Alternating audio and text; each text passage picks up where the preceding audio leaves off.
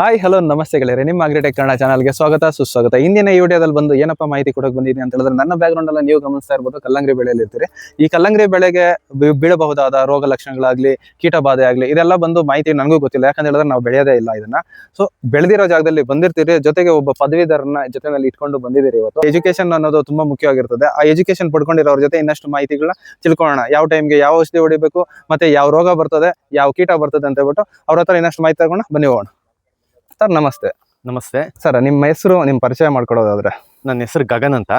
ನಾನು ಬಂದ್ಬಿಟ್ಟು 2023ರಲ್ಲಿ ನಾನು ಮಣ್ಣು ವಿಜ್ಞಾನ ಮತ್ತು ಕೃಷಿ ರಸಾಯನಶಾಸ್ತ್ರ ವಿಭಾಗದಲ್ಲಿ PhD ಪದವಿ ಮುಗಿಸಿದ ನಂತರ ಇಮಿಡಿಯೇಟ್ ಆಗಿ ನಾನು ಈ ಕೃಷಿ ಬಗ್ಗೆ ಮತ್ತಷ್ಟು ತಿಳ್ಕೊಳ್ಬೇಕು, ಪ್ರಾಕ್ಟಿಕಲ್ ಆಗಿ ನಾನು ಮತ್ತಷ್ಟು ತಿಳ್ಕೊಳ್ಬೇಕಂತ ಹೇಳ್ಬಿಟ್ಟು ಈ ಫೀಲ್ಡ್ ಅಲ್ಲಿ ಕನ್ಸಲ್ಟೆಂಟ್ ಆಗಿ ಕೆಲಸ ಮಾಡಕ್ ಶುರು ಮಾಡಿದೆ.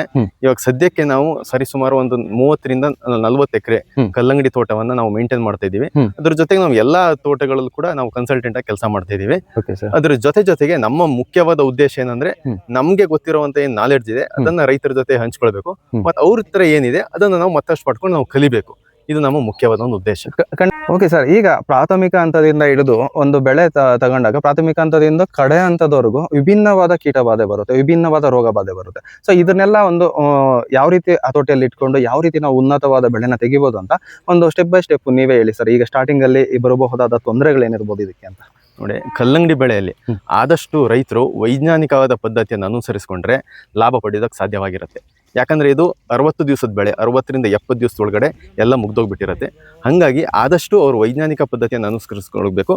ಅದರ ಜೊತೆಗೆ ಅವ್ರ ಖರ್ಚುಗಳನ್ನ ಆದಷ್ಟು ಹತೋಟಿಯಲ್ಲಿ ಇಟ್ಕೋಬೇಕು. ಯಾಕಂದ್ರೆ ಖರ್ಚು ವೆಚ್ಚ ಹತೋಟಿ ಇದೆಯಲ್ಲ, ಅದು ಬಹಳ ಗಣನೀಯ ಒಂದು ಪ್ರಮಾಣವನ್ನು ಬೀರುತ್ತೆ. ಎಸ್ಪೆಷಲಿ ಕೊನೆಗೆ ಅವರು ಲಾಭವಂತ ಕಾಸ್ಟ್ ಆಫ್ ಕಲ್ಟಿವೇಶನ್ ಮತ್ತೆ ಲಾಭ ಅಂತ ಬಂದಾಗ ಅವ್ರ ಖರ್ಚು ವೆಚ್ಚಗಳನ್ನು ಕೂಡ ಅವರು ಗಣನೀಯವಾಗಿ ನೋಡ್ಕೊಳ್ಬೇಕಾಗತ್ತೆ.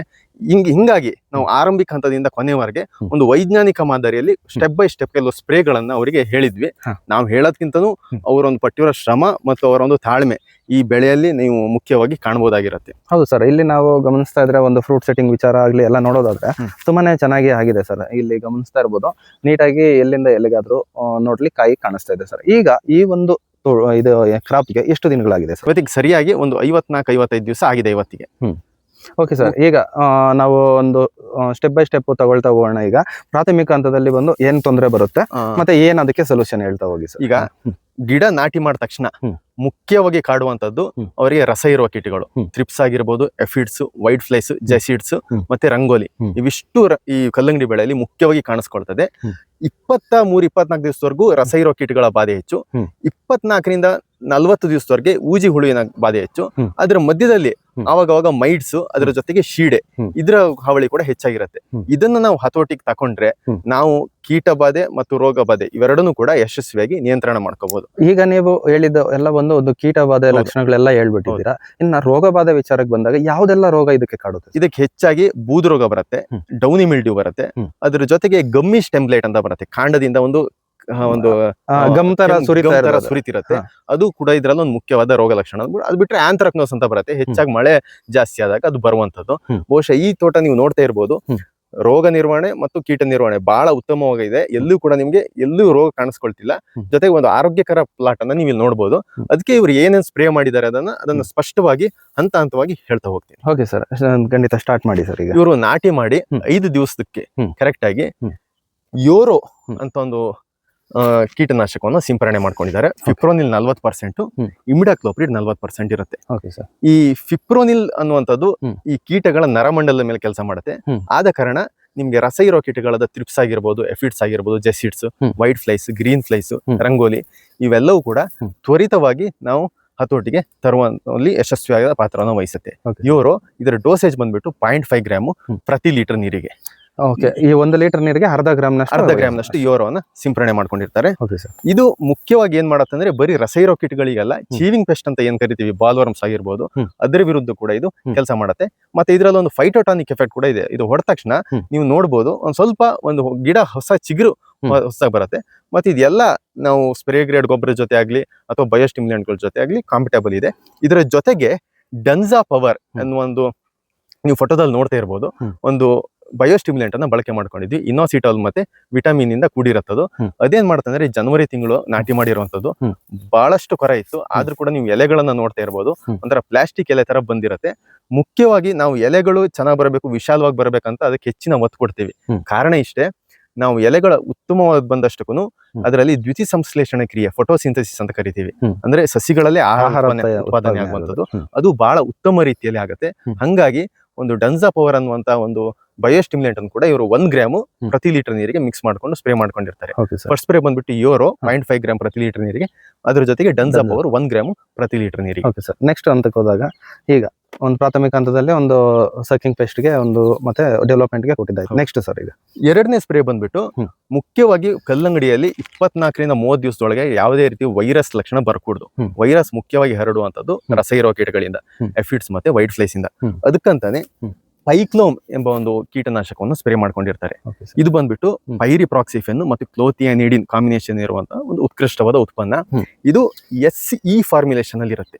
ನಿಮ್ಗೆ ಸಾಮಾನ್ಯವಾಗಿ ಮಾರುಕಟ್ಟೆಯಲ್ಲಿ SC ಫಾರ್ಮುಲೇಷನ್ ಮತ್ತೆ EC ಫಾರ್ಮುಲೇಷನ್ ಅಲ್ಲಿ ಇರೋ ಕೀಟನಾಶಕಗಳು ಹೆಚ್ಚು, ಎಲ್ಲೋ ಬೆರಳಿನ ಸಂಖ್ಯೆಯಲ್ಲಿ SE ಸಸ್ಪೋ ಇಮನ್ಷನ್ ಫಾರ್ಮುಲೇಷನ್ ಅಲ್ಲಿ ಇರುತ್ತೆ. ಇದರ ವಿಶೇಷತೆ ಏನಂದ್ರೆ ಇದು ಎಲ್ಲಾ ಕೀಟನಾಶಕ ಜೊತೆ, ಶಿಲೀಂಧ್ರನಾಶಕ ಜೊತೆ, ಸ್ಪ್ರೇ ಗ್ರೇಡ್ ಗೊಬ್ಬರ ಜೊತೆ ಮಿಕ್ಸ್ ಅಪ್ ಆಗುತ್ತೆ. ಒಂದು ಎರಡನೇದು ಬಂದ್ಬಿಟ್ಟು ಈ ಸಸ್ಪೋ ಇಮನ್ಷನ್ ಕಾಂಬಿನೇಷನ್ ಫಾರ್ಮುಲೇಷನ್ ಇರುವಂತಹ ಕೀಟನಾಶಕಗಳು ಈ ರಸ ಹೀರುವ ಕೀಟಗಳಲ್ಲಿ ಒಂದು ಇಮಿಡಿಯೇಟ್ ತ್ವರಿತವಾದ ನಾಕ್ ಡೌನ್ ಎಫೆಕ್ಟ್ ಅಂತೀವಿ, ತ್ವರಿತವಾದ ಒಂದು ರಿಸಲ್ಟ್ ಅನ್ನ ಕಂಡುಹಿಡಿಯಲಿ ಯಶಸ್ವಿ ಆಗುತ್ತೆ. ಹಾಗಾಗಿ ಇದು ಪ್ರತಿ ಲೀಟರ್ ನೀರಿಗೆ 2.5 ml ಅಷ್ಟು ಇವರು ಮಿಕ್ಸ್ ಮಾಡ್ಕೊಂಡು ಸ್ಪ್ರೇ ಮಾಡ್ಕೊಂಡಿರ್ತಾರೆ. ಇದರ ಜೊತೆಗೆ ICL ಸ್ಟಾರ್ಟರ್ ಅಂದ್ಬಿಟ್ಟು ಇದೊಂದು ಸ್ಪ್ರೇ ಗ್ರೇಡ್ ಗೊಬ್ಬರ. ಇದು 11% ನೈಟ್ರೋಜನ್, 36 ಫಾಸ್ಫರಸ್, 24 ಪೊಟ್ಯಾಶ್.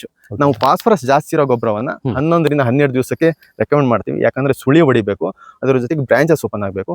ಫಾಸ್ಫರಸ್ ಜಾಸ್ತಿ ಇದ್ದಷ್ಟಕ್ಕೂ ವೇಗವಾಗಿ ಬ್ರಾಂಚಸ್ ಓಪನ್ ಆಗುತ್ತೆ. ಇದು ಎರಡನೇ spray. Okay sir, next sir ಆಮೇಲೆ ಮೂರನೇ ಸ್ಪ್ರೇ ಬಂದ್ಬಿಟ್ಟು 18ನೇ ದಿವಸಕ್ಕೆ.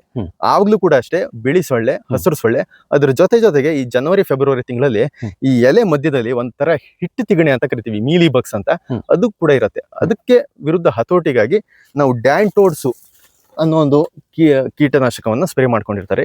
ಕ್ಲೋಥಿಯಾನಿಡಿನ್ ಎಂಬ ಒಂದು ಕೆಮಿಕಲ್ ಇರುವಂತದ್ದು.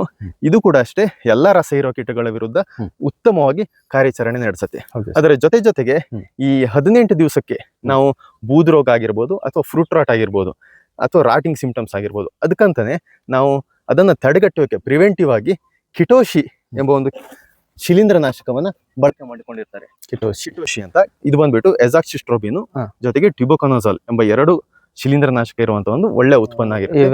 ಇದು ಪೌಡ್ರಿಗೆ ಮತ್ತೆ ಫ್ರೂಟ್ ರಾಟ್ ಇವೆರಡಕ್ಕೆ ಕೆಲಸ ಮಾಡುತ್ತೆ. ಅಂದ್ರೆ ಪ್ರಿವೆಂಟಿವ್ ಆಗಿ, ಅಂದ್ರೆ ರೋಗ ಬರೋ ಮುಂಚೆ ಒಂದ್ಸರಿ ಹೊಡ್ಕೊಂಡ್ರೆ ಏನಾಗುತ್ತೆ ಅಂದ್ರೆ, ಒಂದ್ ವೇಳೆ ವಾತಾವರಣ ಒಂದ್ ಸ್ವಲ್ಪ ಬೂದು ರೋಗಕ್ಕೆ ಜಾಸ್ತಿ ಅನುವು ಮಾಡಿ ಕೊಟ್ಟಾಗ್ಲೂ ಕೂಡ ಇದು ಅಷ್ಟು ಬೇಗನೆ ಗಿಡಗಳು ಬೂದು ರೋಗ ತಗೊಳ್ಳೋದಿಲ್ಲ. ಅದಕ್ಕೆ ನಾವು ಮೊದಲೇನೆ ಕಿಟೋಶಿ ಅನ್ನೋದು ಡ್ಯಾಂಟೋಡ್ಸ್ ಜೊತೆ ಸ್ಪ್ರೇ ಮಾಡ್ಕೊಂಡಿರ್ತೀವಿ.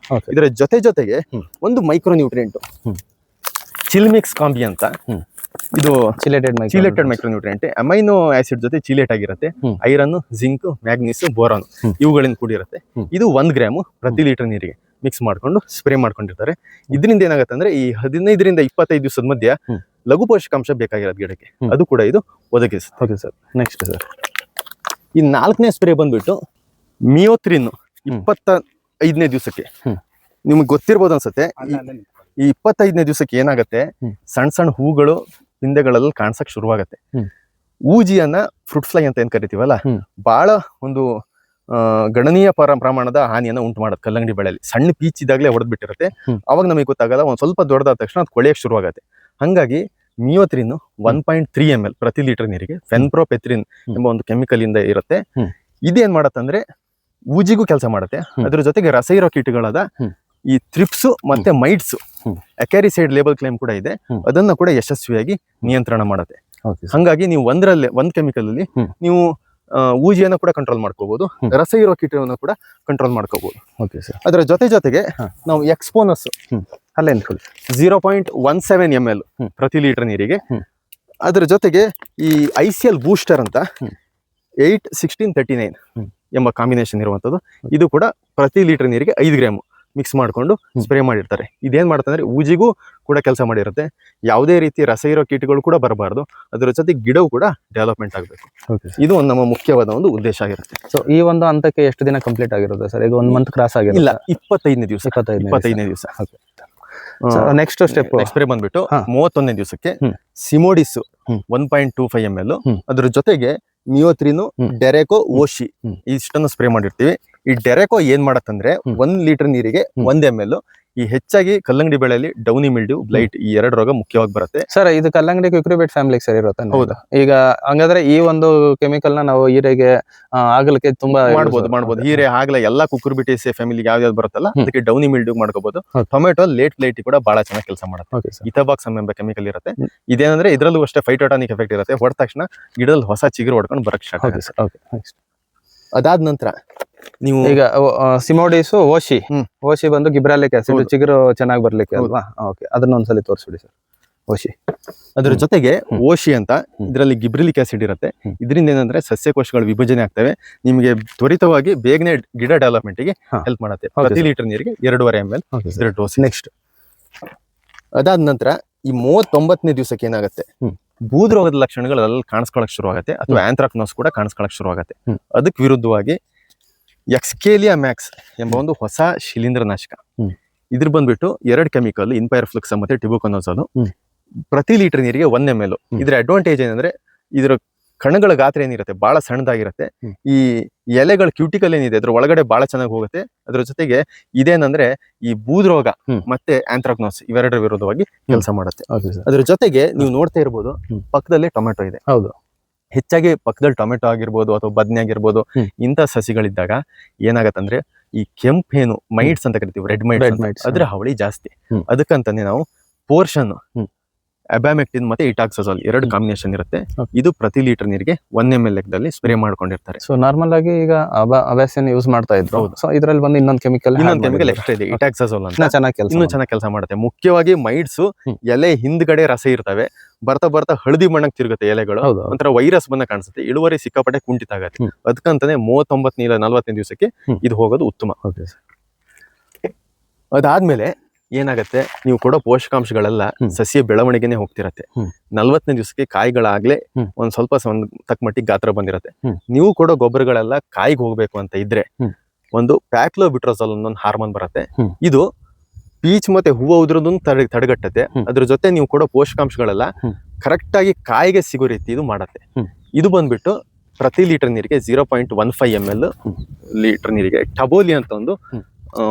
ಉತ್ಪನ್ನ ಇದು. 0. ಎಷ್ಟು ಸರ್? 15 ಅಂದ್ರೆ 200 ಲೀಟರ್ ನೀರಿಗೆ 30 ml. 200 ಲೀಟರ್ ನೀರಿಗೆ 30 30 ml, ಬರೀ 30 ಕರೆಕ್ಟ್ ಆಗಿ 40ನೇ ದಿವಸಕ್ಕೆ ಇಲ್ಲ 43ನೇ ದಿವಸದ ಮಧ್ಯೆ ನೀವು ಇದನ್ನ ಬಳಕೆ ಮಾಡ್ಕೋಬಹುದು. Okay sir. ಸೊ ಇದು ಒಂದು ಅಂತ ಆಯ್ತು. ಇನ್ನಲ್ಲ ಕಡೆ ಅಂತ ಕಡೆ ಹಂತ ಏನಂದ್ರೆ ಇನ್ನೊಂದು 10 ದಿನದಲ್ಲಿ ಫ್ರೂಟ್ ಕಟಿಂಗ್ ಹೌದು. ಬಂದಿದೆ. ಸೊ ಈ ಕಡೆ ಹಂತದಲ್ಲಿ 47-48 ದಿವಸಕ್ಕೆ ಏನಾಗುತ್ತೆ ಅಂದ್ರೆ ಹ್ಮ್. ಶೀಡೆ ಎಫಿಡ್ಸ್ ಅಂತ ಏನಂತೀವಲ್ಲ, ಹ್ಮ್. ಅವು ಒಂಥರ ರಸ ಇರ್ತಿರ್ತವೆ. ಜೊತೆಗೆ ಹ್ಮ್. ಒಂಥರ ಈ ಗಮ್, ಒಂಥರ ಈ ಅಂಟು ತರ ಎಲೆ ಮುಟ್ಟಾಗ ನಿಮ್ಗೆ ಗೊತ್ತಾಗತ್ತೆ, ಒಂಥರ ಅಂಟು ಹೌದು ತರ ಹೌದು ಪಾಸ್ ಅದು ಆಗುತ್ತೆ. ಕುತ್ಕೊಂಡು ಮೇದಿರೋ ಜಾಗದಲ್ಲೆಲ್ಲ ಅಂಟು ಅದ್ರ ಬರುತ್ತೆ. ಜೊತೆಗೆ ಹಾಗೆ ಬಿಟ್ರೆ ಏನಾಗುತ್ತೆ, ಕಾಯಿಗೆ ಹೊಂಟ್ಕೊಳ್ಳುತ್ತೆ. ಅವಾಗ ಕಾಯಿಯ ಮಾರುಕಟ್ಟೆ ಬೆಲೆ ತೀವ್ರವಾಗಿ ಕುಸಿಯುತ್ತೆ. ಹಂಗಾಗಿ ನಾವು ಕೊನೆ ಹಂತದಲ್ಲಿದ್ದಾಗ ಹ್ಮ್.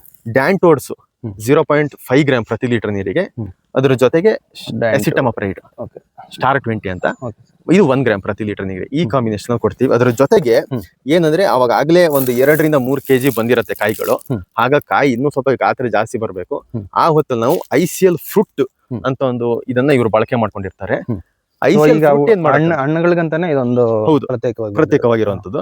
ಇದೇನ್ ಮಾಡತ್ತಂದ್ರೆ ಇದರಲ್ಲಿ 8% ಕ್ಯಾಲ್ಸಿಯಂ ಆಕ್ಸೈಡ್ ಇರುತ್ತೆ. ಹ್ಮ್. ಈ ಕ್ಯಾಲ್ಸಿಯಂ ಕೊಟ್ಟಷ್ಟು ಏನಾಗುತ್ತೆ ಹ್ಮ್. ಈ ಹಣ್ಣಿನ ಹೊರಗಡೆ ಪದರ ಇದೆಯಲ್ಲ, ಹ್ಮ್. ಅದು ದಪ್ಪಕ್ಕೆ ಬರುತ್ತೆ.